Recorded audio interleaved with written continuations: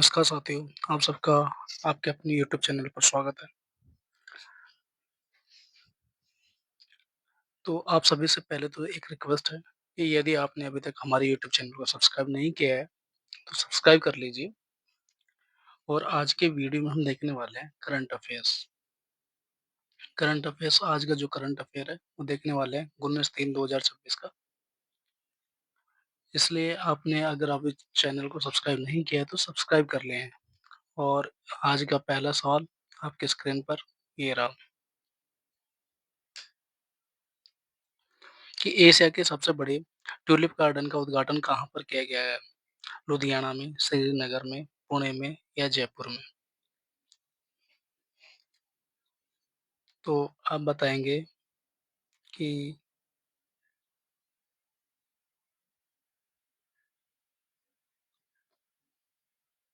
कहाँ पर उसका उद्घाटन किया गया है?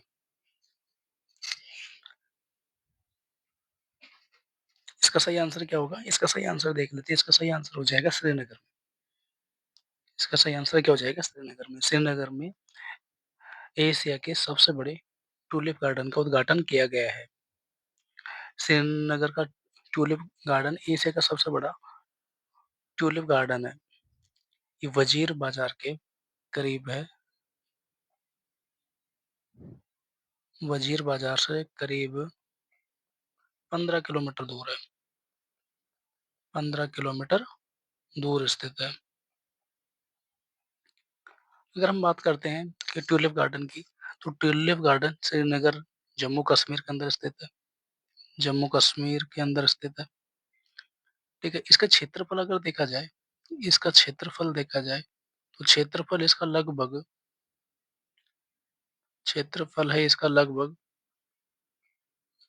क्षेत्रफल लगभग 30 हेक्टेयर के अंदर है। 30 हेक्टेयर 30 हेक्टेयर यानी कि 3 लाख वर्ग मीटर स्क्वायर। इसमें फूलों की संख्या अगर देखी जाए, तो फूलों की संख्या कितनी है इस गार्डन के अंदर? लगभग फूलों की संख्या इस गार्डन में फूलों की संख्या है 1.5 मिलियन। 15 लाख के करीब फूलों की संख्या है इसमें। इसमें विभिन्न प्रकार के, विभिन्न रंगों के, विभिन्न प्रजातियों की ट्यूलिप्स लगी हुई हैं। ये पर्यटन के दृष्टिकोण से काफ़ी महत्वपूर्ण है। यह गार्डन है जो सियालकोट ट्यूलिप गार्डन के नाम से भी जाना जाता है। हर साल यहाँ पे ट्यूलिप फेस्टिवल आयोजित किया जाता है। यहाँ पे क्या होता है? ट्यूलिप फेस्टिवल आयोजित होता है। हर साल यहाँ पे ट्यूलिप फेस्टिवल आयोजित होता है, ठीक है? जम्मू कश्मीर सरकार के द्वारा इसको एशिया का सबसे बड़ा ट्यूलिप गार्डन घोषित किया गया है। इसका उद्घाटन है मार्च 2026 में किया गया है, ठीक है? इसका उद्घाटन अभी हुआ ही है। इसका उद्देश्य क्या था? इसका उद्देश्य था कि एक तो स्थानीय जो अर्थव्यवस्था है उसको बढ़ावा देना, उसको सहयोग प्रदान करना तथा पर्यटन को बढ़ावा देना है। गार्डन के डिज़ाइन में आधुनिक बगीचों की शैली अपनाई गई है। ये श्रीनगर के डल झील के पास में स्थित है, जो जो इसको और भी आकर्षक बनाता है।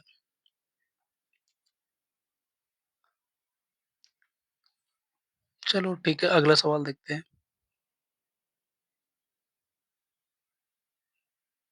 सवाल नंबर 2।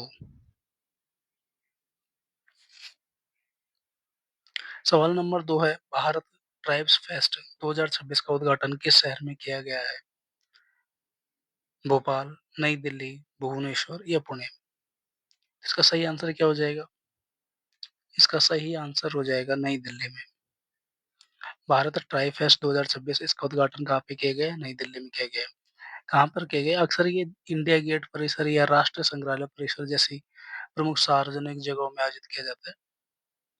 इसका उद्देश्य क्या था? भारत की जनजातीय संस्कृति, कला, नृत्य और खेल को बढ़ावा देना इसका उद्देश्य था।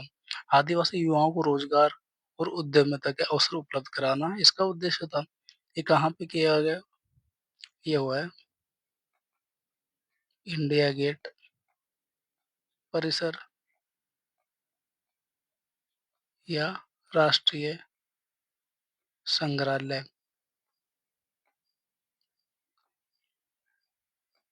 यहाँ पे अक्सर ये किया जाता है, ठीक है? इसका आयोजन कौन करता है? ट्राइब्स फेस्ट का आयोजन कौन करता है? आयोजन करता है इसका केंद्रीय जनजातीय मामलों के मंत्रालय। इसका आयोजन किया जाता है केंद्रीय जनजातीय मामलों के मामलों के मंत्रालय के द्वारा किया जाता है।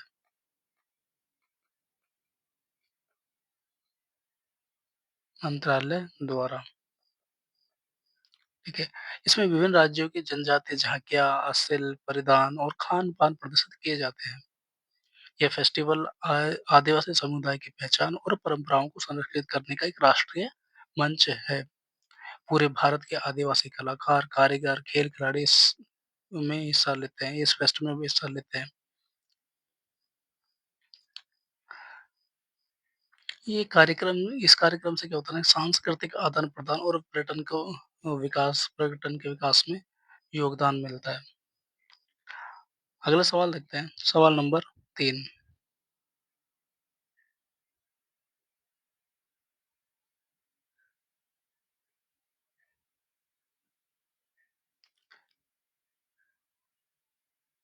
सवाल नंबर 3, 17 मार्च 2026 को नारकोटिक्स कंट्रोल ब्यूरो का कौन-सा स्थापना दिवस मनाया गया है? इसका सही आंसर क्या होगा? 40वाँ, 41वाँ, 42वाँ या 39वाँ? तो इसका सही आंसर क्या होगा? इसका सही आंसर हो जाएगा आपका 41।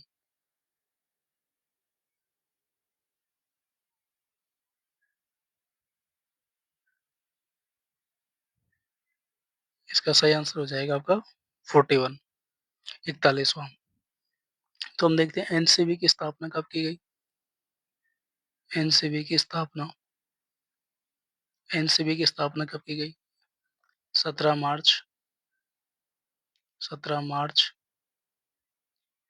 1986 को। 17 मार्च 1986 को एनसीबी की स्थापना होती है। हर साल 17 मार्च को इसका स्थापना दिवस मनाया जाता है। 17 मार्च को क्या मनाया जाता है? स्थापना दिवस मनाया जाता है। हर साल स्थापना दिवस मनाया जाता है नारकोटिक्स कंट्रोल ब्यूरो का 17 मार्च। ठीक है, इस संगठन का उद्देश्य क्या था कि मादक पदार्थों से जुड़े अपराधों की रोकथाम इसका मुख्य उद्देश्य था। अंतर्राष्ट्रीय सहयोग इसको किससे मिलता है? इसको अंतर्राष्ट्रीय सहयोग मिलता है। अंतर्राष्ट्रीय अंतर्राष्ट्रीय सहयोग इसको अंतर्राष्ट्रीय सहयोग मिलता है UN UNODC, United Nations office on drugs and crime और इंटरपोल इंटरपोल और इनके साथ में मिलकर के ये काम करता है। ITERPOL Interpol. मादक पदार्थों से संबंधित कानूनी कार्रवाई और नीतिगत सुधार करना इसका काम है। राष्ट्रीय महत्व के दृष्टिकोण से अगर देखें तो नारकोटिक्स कंट्रोल ब्यूरो हर साल स्थापना दिवस पर विशेष कार्यक्रम आयोजित करता है, जैसे कि सम्मेलन, जागरूकता अभियान हो गया, ठीक है? इसका मुख्यालय कहाँ है? एनसीबी का मुख्यालय कहाँ पर है? इसका मुख्यालय नई दिल्ली में स्थित है। एनसीबी का मुख्यालय नई दिल्ली में स्थित है। इसे केंद्रीय गृह मंत्रालय नियंत्रित करता है। नियंत्रित कौन करता है? केंद्रीय गृह मंत्रालय। केंद्रीय गृह मंत्रालय।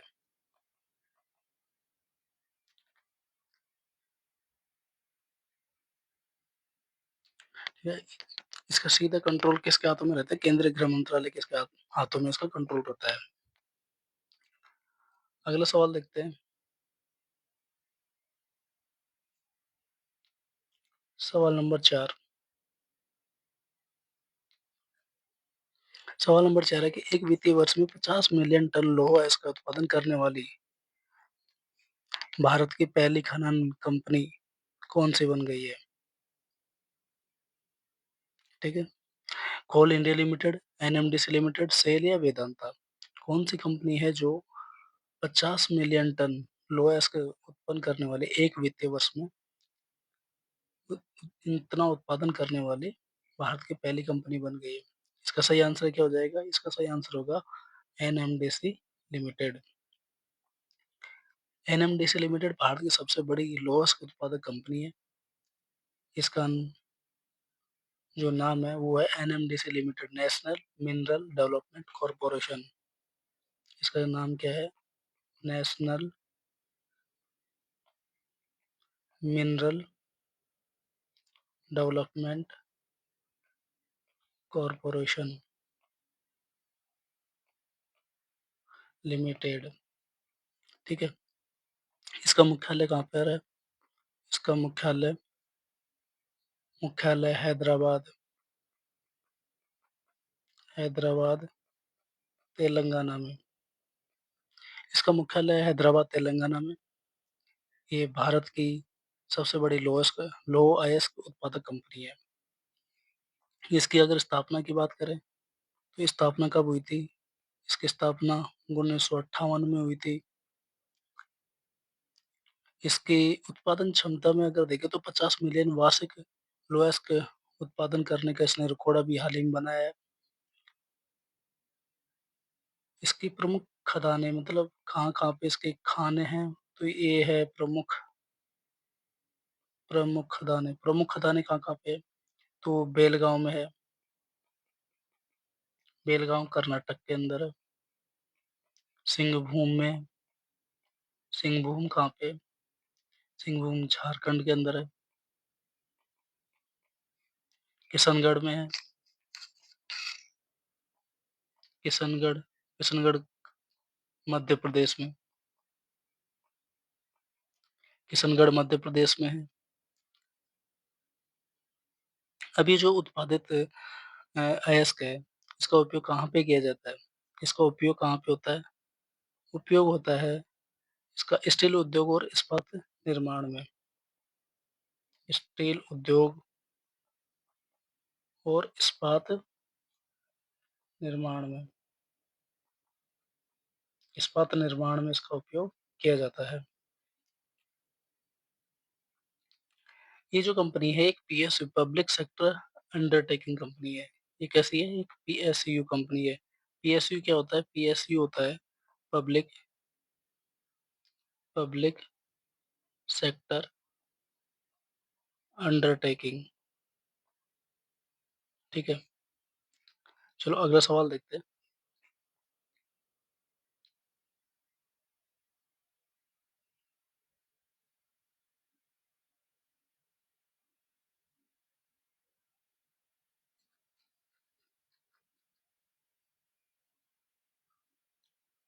पोटी श्री रामालू के सम्मान में बलिदान की प्रतिमा स्टेचू ऑफ सैक्रिफाइस का उद्घाटन कहाँ पर किया गया है? विजयवाड़ा, हैदराबाद, अमरावती या विशाखापट्टनम? इसका सही आंसर क्या होगा?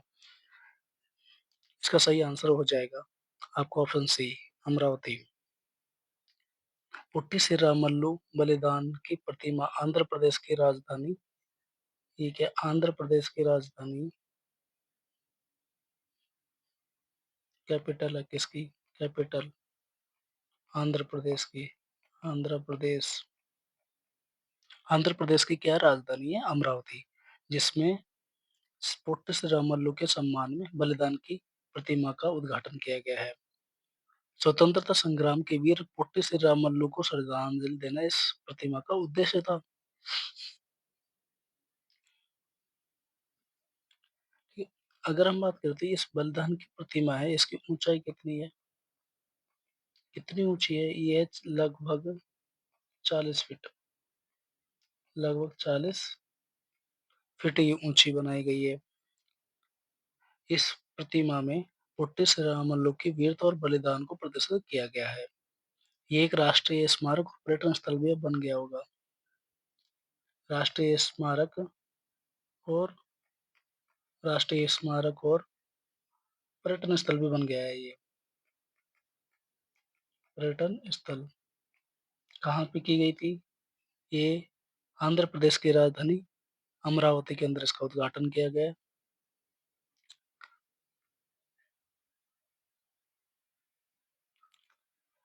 पोट्टी श्रीरामुलु की अगर बात करें तो ये कहाँ के आंध्र प्रदेश के एक स्वतंत्रता सेनानी थे। इन्होंने अंग्रेजों के खिलाफ आंदोलन में भाग लिया था और बलिदान दिया था। ठीक है, चलो अगला सवाल देखते हैं। वैसे आपने देखा होगा कि पोट्टी श्रीरामुलु थे जिन्होंने आमरण अनशन किया, फिर उन्होंने भाषाई आधार पर नया स्टेट बनाने के ऊपर, ठीक है, और जब उनका आमरण अनशन के दौरान उनकी मृत्यु हो जाती है तो वो आंदोलन और बहुत तेजी से उग्र हो गया था, और जिसकी वजह से फिर क्या हुआ कि भाषाई आधार पर राज्य का निर्माण किया गया था। चलो अगला सवाल देखते हैं। सवाल नंबर 6 आपकी स्क्रीन पर है। सवाल नंबर 6 पढ़िएगा, सोल्व करो इसको। सवाल नंबर 6 है, नेशनल पैरा एथलेटिक्स चैंपियनशिप 2026 का आयोजन किस शहर में किया जाएगा? भुवनेश्वर, पुणे, कोलकाता या दिल्ली? इसका सही आंसर क्या होगा? क्या हो जाएगा इसका सही आंसर? इसका सही आंसर हो जाएगा, देखते हैं, इसका सही आंसर होगा भुवनेश्वर। भाई ये भुवनेश्वर क्या है? उड़ीसा की राजधानी है। राजधानी है किसकी? उड़ीसा की। ठीक है, उड़ीसा की राजधानी है। और यहाँ भारत में पैरा एथलेटिक्स के लिए महत्वपूर्ण आयोजन होते आए हैं। और ठीक है, तो इसका भी आयोजन कहाँ पे होगा? पैरा एथलेटिक्स चैंपियनशिप 2026 का आयोजन कहाँ पे होगा? भुवनेश्वर में ही होगा। यहाँ पे क्या होगा? दिव्यांग खिलाड़ियों के लिए राष्ट्रीय स्तर की प्रतियोगिताएं होंगी। पैरा एथलेटिक्स की कुशलता और चयन के लिए यहाँ पे आयोजन किया जाएगा। ठीक है, भुवनेश्वर या ओडिशा के शहर भुवनेश्वर में आधुनिक खेल सुविधाएं और स्टेडियम अवेलेबल होने की वजह से यहाँ पे काफी सारे आयोजन होते रहते हैं। तो इसका आयोजन कौन करवा रहा है? ये देखते हैं आयोजन करता कौन है। आयोजन करता कौन है? कौन करवा रहा है इसको? इसको करवा रहा PAAF, भारतीय पैरा एथलेटिक्स महासंघ। ठीक है, भारतीय पैरा एथलेटिक्स महासंघ, भारतीय पैरा एथलेटिक्स महासंघ इसका आयोजन करवा रहा है। भारत सरकार के क्रीड़ा मंत्रालय, ये आता है क्रीड़ा मंत्रालय, क्रीड़ा मंत्रालय और राज्य सरकार के सहयोग से, राज्य सरकार के सहयोग से। ठीक है,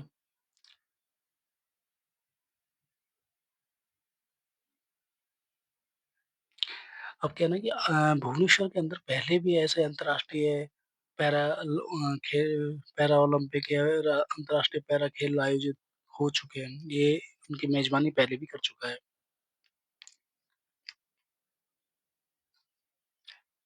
इसका इम्पोर्टेंस क्या है कि इस आयोजन का इम्पोर्टेंस क्या है? खिलाड़ी को राष्ट्रीय और अंतर्राष्ट्रीय प्रतियोगिताओं के लिए तैयार करना है, स्पोर्ट्स इंक्लूजन को बढ़ावा देना है। ठीक है, अगला सवाल देखते हैं, सवाल नंबर 7।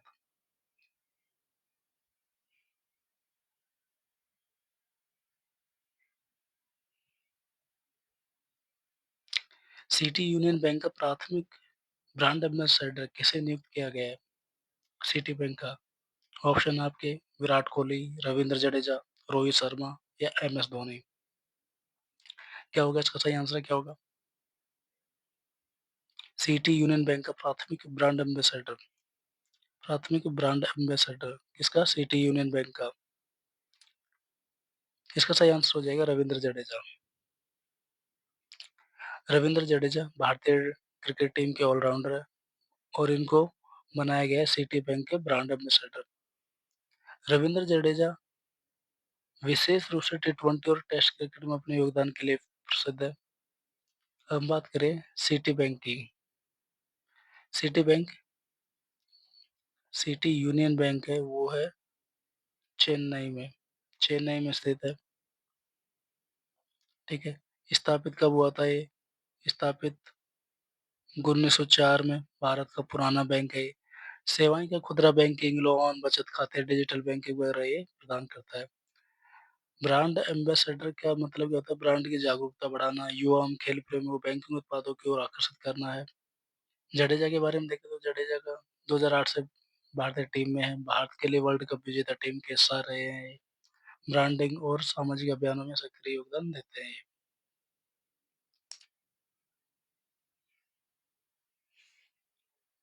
अगला सवाल देखते हैं, सवाल नंबर 8।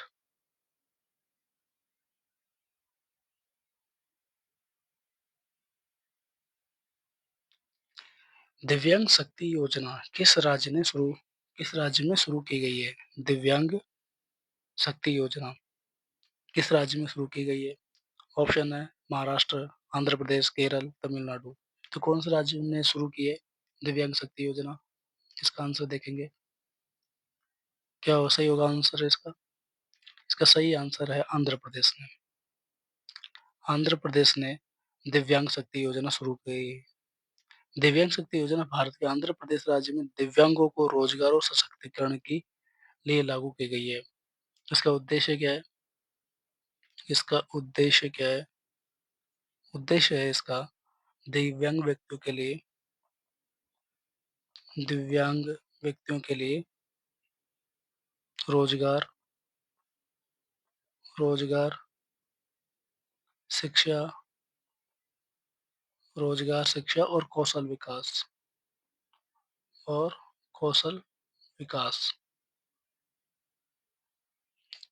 इसको बढ़ावा देना, सामाजिक और आर्थिक सशक्तिकरण पर जोर देना। ठीक है। आंध्र प्रदेश के द्वारा ये इनिशिएटिव लिया गया है। इस योजना की विशेषता क्या है कि उनको वित्तीय सहायता प्रदान की जाएगी। क्या किया जाएगा?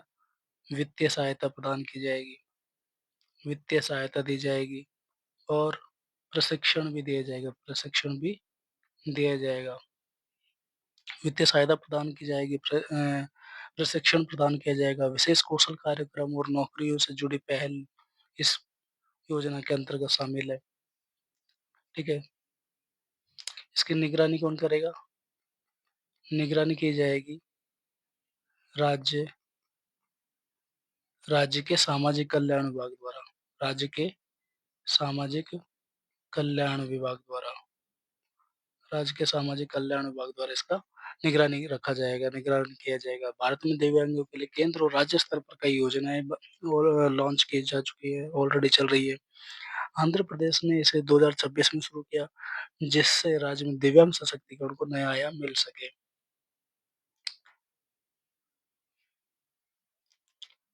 अभी अगला सवाल देखते हैं हम, सवाल number 9। The music academy Chennai द्वारा प्रतिष्ठित संगीत कला निधि पुरस्कार 2026 के लिए किसे चुना गया है? द म्यूजिक अकेडमी चेन्नई द्वारा प्रतिष्ठित संगीत कला निधि पुरस्कार 2026 के लिए किसे चुना गया है? जयंती कुमारेश, लता मंगेशकर, पंडित रमेश वर्मा, उस्ताद बिस्मिल्लाह खान। इसका सही आंसर क्या होगा? सही आंसर बताएंगे, इसका सही आंसर क्या होगा?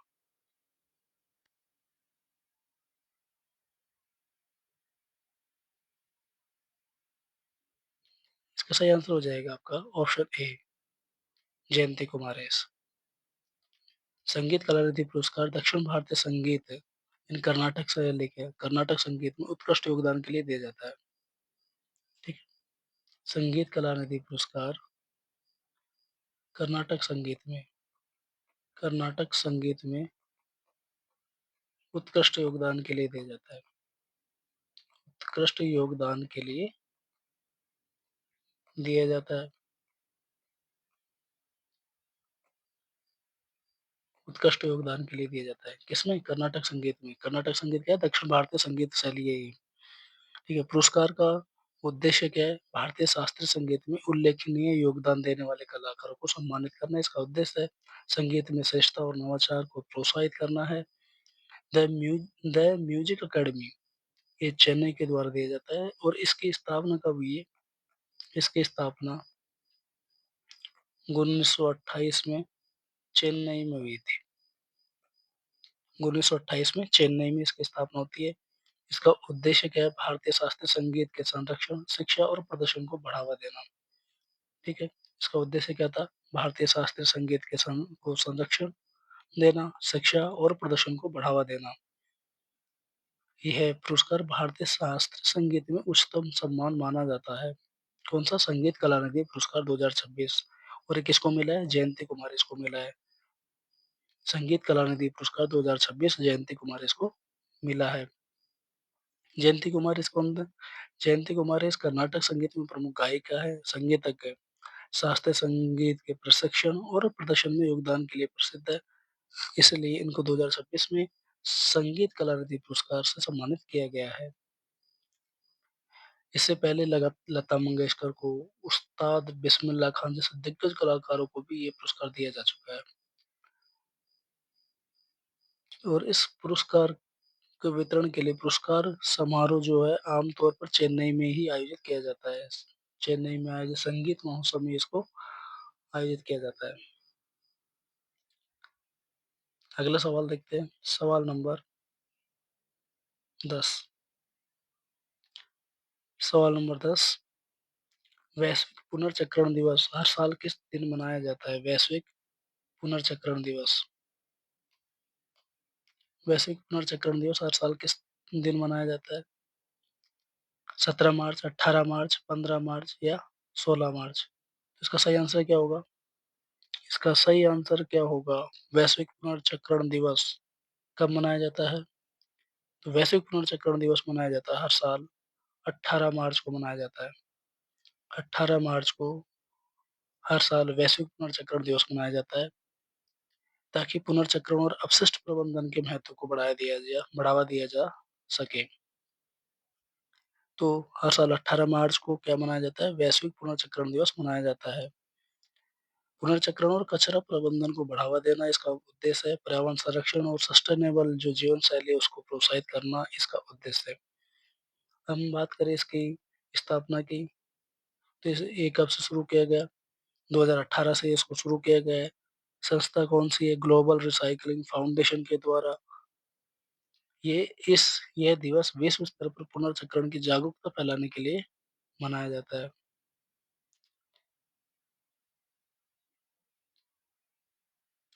क्या होता है ना कि हर साल क्या होता है कि 18 मार्च को दुनिया भर में कचरा कम करने कचरा कम करने और रिसाइक्लिंग को बढ़ावा देने और रिसाइक्लिंग रिसाइक्लिंग को बढ़ावा देने के लिए हर साल 18 मार्च को कार्यक्रम आयोजित किए जाते हैं। इस 18 मार्च को इसके लिए जो ये इस अभियान के विषय होंगे वो हर साल बदलते रहते हैं। जैसे कभी प्लास्टिक रिसाइक्लिंग आ जाता है, तो कभी इलेक्ट्रॉनिक वेस्ट प्रबंधन आ जाता है। ठीक है? इस तरीके से हर साल इसके सब्जेक्ट है वो बदलते रहते हैं। लेकिन इसका उद्देश्य क्या है? उद्देश्य वही है कि पुनर्चक्रण और कचरा प्रबंधन को महत्व को बढ़ावा देना, पर्यावरण संरक्षण और सस्टेनेबल जीवन शैली को प्रोत्साहित करना इसका उद्देश्य है। अगला सवाल देखते हैं, सवाल नंबर 11।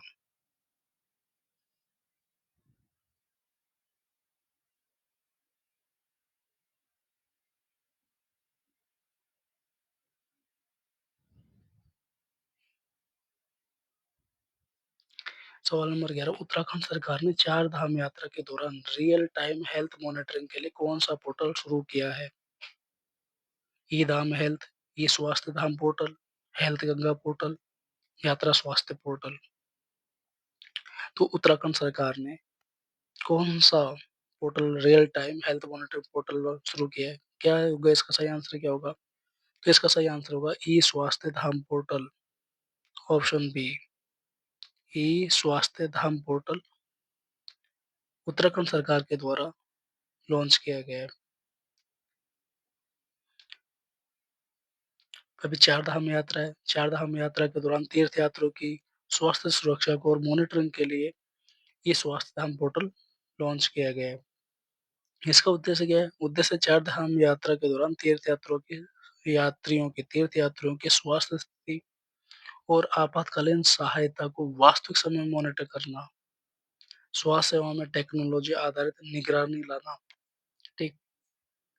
इसके लिए ई-स्वास्थ्य धाम पोर्टल लॉन्च किया गया है। ये राज्य सरकार की पहल है, उत्तराखंड राज्य सरकार की पहल है, उत्तराखंड स्वास्थ्य विभाग के अंतर्गत ये आती है। ट्रैकिंग में क्या-क्या शामिल है? ट्रैकिंग में मेडिकल इमरजेंसी है। क्या? ट्रैक ट्रैकिंग में क्या-क्या शामिल है? मेडिकल इमरजेंसी है, emergency, ambulance alert, ambulance alert और तीर्थयात्रियों का स्वास्थ्य डाटा, तीर्थयात्रियों का स्वास्थ्य डाटा।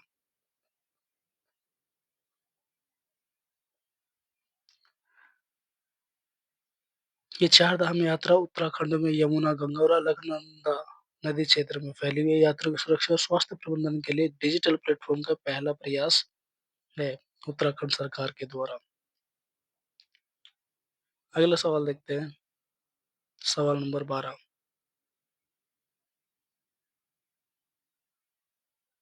कृषि क्षेत्रों में काम करने वाले सहकारी समितियों के लिए लंबी अवधि के ऋण की उपलब्धता को मजबूत करने के लिए दीर्घावधि कृषक पूंजी सहकार योजना किसने शुरू की है? कृषि क्षेत्रों में काम करने वाले सहकारी समितियों के लिए लंबी अवधि के ऋण की उपलब्धता को मजबूत करने के लिए दीर्घावधि कृषक पूंजी सहकार योजना किसने शुरू की है? नाबार्ड, राष्ट्रीय सहकारी विकास बैंक, आईसीआईसीआई बैंक या एसबीआई। तो क्या होगा इसका सही आंसर क्या होगा? इसका सही आंसर हो जाएगा राष्ट्रीय सहकारी विकास निगम। राष्ट्रीय सहकारी विकास निगम, इसको हम बोलते हैं एनसीडीसी, ठीक है। एनसीडीसी ने किसानों और सहकारी समितियों के लिए दीर्घकालीन ऋण योजना शुरू की है। इसका उद्देश्य क्या है?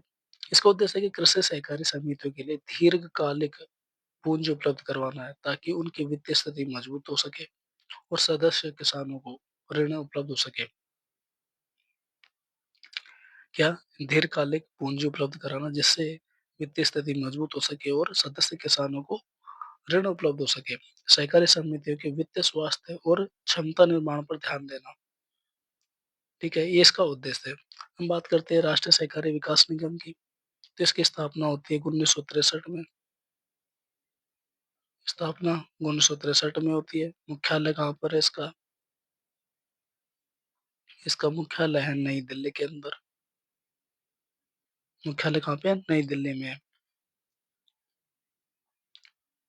इसका उद्देश्य क्या है? सहकारी समितियों, संघों को वित्तीय सहायता देना, कृषि और ग्रामीण विकास को बढ़ावा देना, इसका उद्देश्य है। योजना के तहत लंबी अवधि के कर्ज और पूंजी निवेश की सुविधा ये उपलब्ध करवाता है। भारत में कृषि सहकारी क्षेत्र की स्थिरता और विकास के लिए ये महत्वपूर्ण पहल लेकर के आता है। ठीक है। अगला सवाल देखते हैं, सवाल नंबर 13।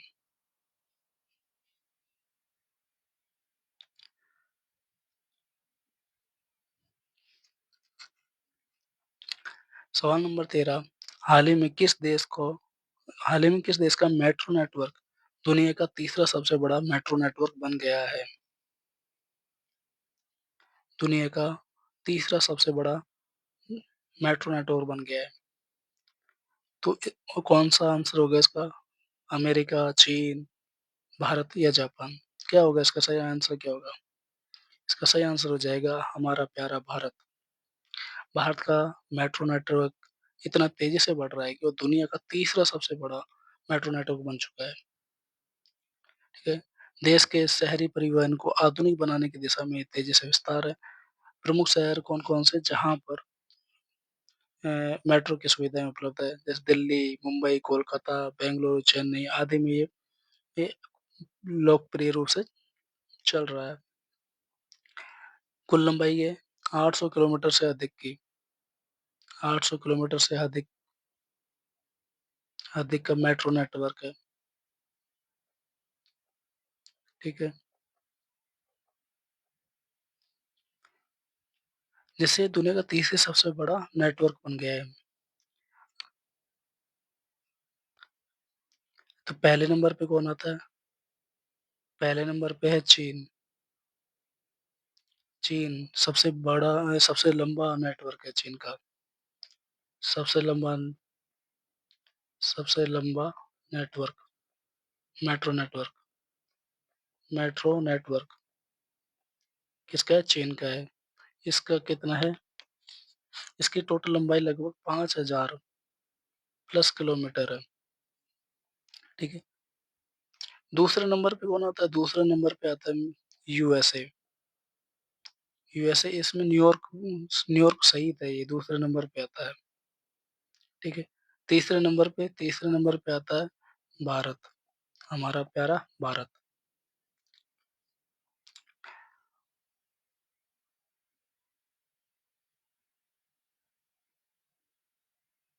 ठीक है। भारत की मेट्रो प्रणाली ने सतत परिवहन और भीड़ प्रबंधन में योगदान दिया है। नई मेट्रो परियोजनाएं जैसे नई Delhi metro extension, Chennai metro phase second, Mumbai metro ने नेटवर्क विस्तार का काम अभी भी चालू है। ठीक है, अगला सवाल देखते हैं। सवाल नंबर 14।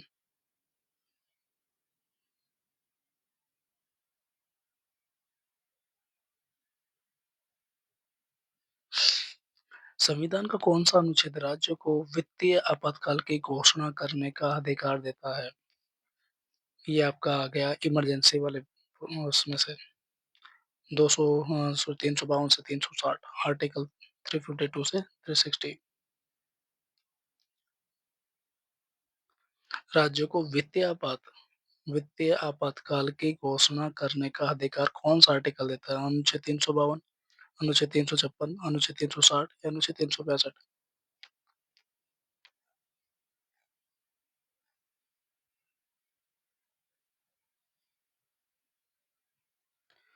इमरजेंसी में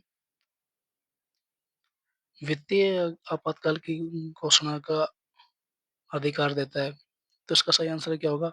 इसका सही आंसर हो जाएगा अनुच्छेद 360। ये क्या होता है? वित्तीय आपात होता है। वित्तीय आपातकाल किस में आता है? अनुच्छेद 360 में आता है।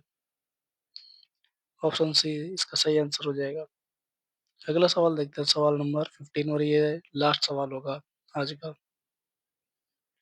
भारत का संविधान किस अनुच्छेद के तहत आपातकाल के दौरान राज्यों के बीच केंद्र का पूर्ण नियंत्रण स्थापित करता है? भारत का संविधान किस अनुच्छेद के तहत आपातकाल के दौरान राज्यों के बीच केंद्र का पूर्ण नियंत्रण स्थापित करता है? अनुच्छेद 352, अनुच्छेद 356, अनुच्छेद 360, अनुच्छेद 370। अनुच्छेद 360 हम पिछले ही विषय में देख के आए हैं। इसमें क्या था? इसमें था वित्तीय आपातकाल। क्या था? वित्तीय आपातकाल। वित्तीय आपातकाल आर्टिकल 360 में था। ठीक है। तो इस क्वेश्चन का आंसर क्या हो जाएगा? सही आंसर क्या होगा इसका? बताओ बताओ कि किस अनुच्छेद के तहत आपातकाल के दौरान राज्यों के बीच केंद्र का कंप्लीट कंट्रोल आ जाए? आर्टिकल 356। राज्य में जब शासन नहीं चल पाता है तो उस स्थिति में राष्ट्रपति शासन लागू होना, इसको राष्ट्रपति शासन भी बोलते हैं। ठीक है। सबसे पहले कहाँ पे लागू हुआ था? 1951 में। 1951 में हिमाचल प्रदेश में।